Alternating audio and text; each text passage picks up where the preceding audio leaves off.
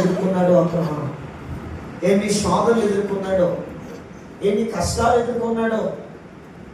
భయంకరమైన కరువులు ఎదుర్కోవాల్సి వచ్చింది, అన్నదమ్ముల మధ్యన సమస్యలు ఎదుర్కోవాల్సి వచ్చింది, భార్యాభర్తల మధ్యన సమస్యలు ఎదుర్కోవాల్సి వచ్చింది.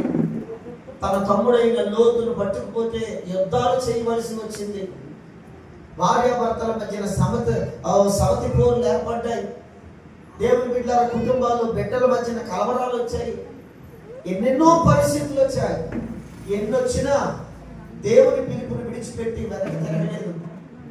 భారమైన కరువు వచ్చినా, దేవా నిన్ను నమ్ముకుని వస్తే, నీ పిలుపు మేరకు నేను బయటకు వస్తే, నాకు ఇన్ని శ్రమలా, నాకు ఇన్ని శోధనలా, నాకు ఇన్ని అవమానాలా అని ఎన్నడూ కూడా అడుగు వేసిన వాడు కాదు అబ్రహాము.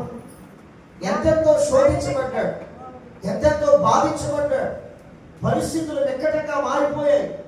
భార్యని మరొక రాజు ఎత్తుకుపోయిన పరిస్థితులు కూడా వచ్చాయి. ఎన్ని ఒకటా రెండా, ఎన్ని పరీక్షలు, ఎన్ని శోధనలు. ఇన్ని కాదని మళ్ళా 22వ అధ్యాయంలో దేవుడు లేక పుట్టిన కొడుకును బలిమ్మంటే ఆ కొడుకును తీసుకెళ్లి బలి ఇవ్వడానికి పట్టుకుని పోయాడు. బలి ఇవ్వడానికంటే ముందు, కొడుకుని ఇవ్వడానికంటే ముందు తనెంత బలిపోయి ఉంటాడు. లేక పుట్టిన కొడుకుని పట్టుకెళ్ళి తన చేతులతో నరికి బలి ఇవ్వాలంటే ఎంత కష్టమైన పని. దేవుడు బలి కోరాడా? దేవుడు నిజంగా బలి రక్తాన్ని కోరుకునేవాడా?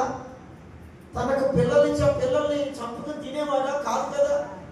మరి అలాంటప్పుడు బలి ఎందుకు కోరాడంటే ఆ మొదటి వచనం చెప్పింది, ఆ దినములు గడిచిన తర్వాత దేవుడు అబ్రహామును పరిశోధించాలనుకున్నాడు అనే మాట. ఎంత త్యాగంగా ఉంటాడు, ఎంత సమర్పణగా ఉంటాడు.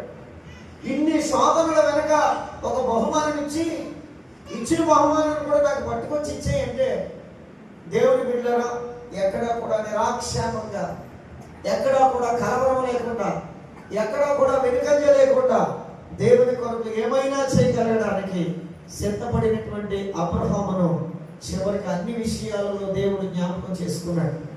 శ్రమలు ఎదురవుతున్నా, శోధనలు ఎదురవుతున్నా, దుఃఖాలు ఎదురవుతున్నా, పోరాటాలు ఎదురవుతున్నా, యుద్ధాలు ఎదురవుతున్నా, ఏమెదురవుతున్నా తన జీవితంలో ఆత్మ సంబంధమైన అడుగులు, దేవుని పిలుపు విషయంలో ఎక్కడ వెనకడుగు వేసిన వాడు కాదు కనుక దేవుడు చూసి